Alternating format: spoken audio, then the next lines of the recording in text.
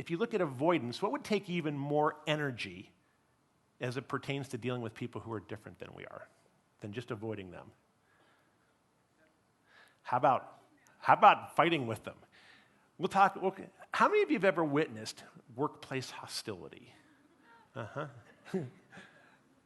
Is it a frequent or an infrequent occurrence?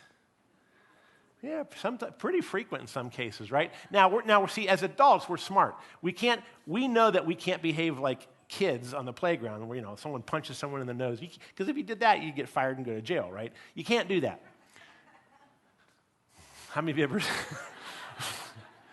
Usually, you can't do that. So what does hostility look like in a mature adult workforce? It could be negative comments. It could be bullying. It could be harassing. It could be passive-aggressive things.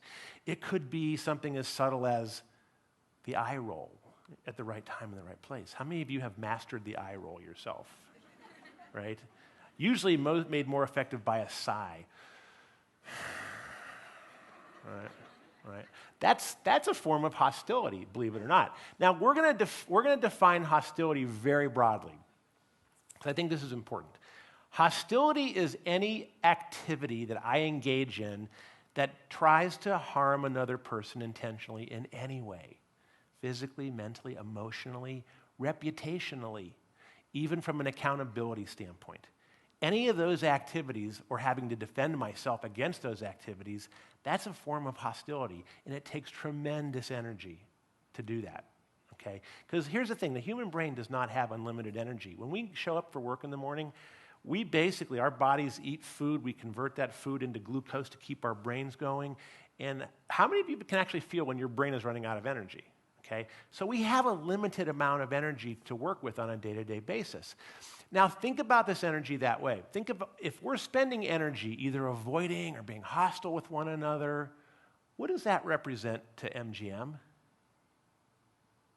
What does that actually represent? There is absolutely zero ROI on that energy, isn't there? Zero. I spent 20 years living in Cleveland, Ohio, and I'll share this real quickly with you. Think about it. We know what cold weather was like in Cleveland, Ohio. Imagine a January day. It's typically might be 5 degrees outside. Someone goes and opens the windows in your house, and immediately you notice that it gets chilly. But what does the furnace do, or the heater? It kicks on, right? And it goes into what speed?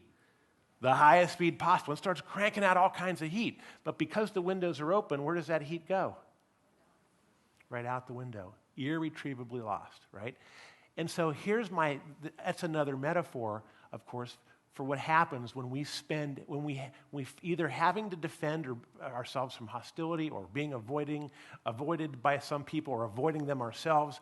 All of those kinds of activities, that represents irretrievable heat loss to the MGM organization. Energy that could not be spent on what? Taking care of each other and taking care of our customers. That's what it represents.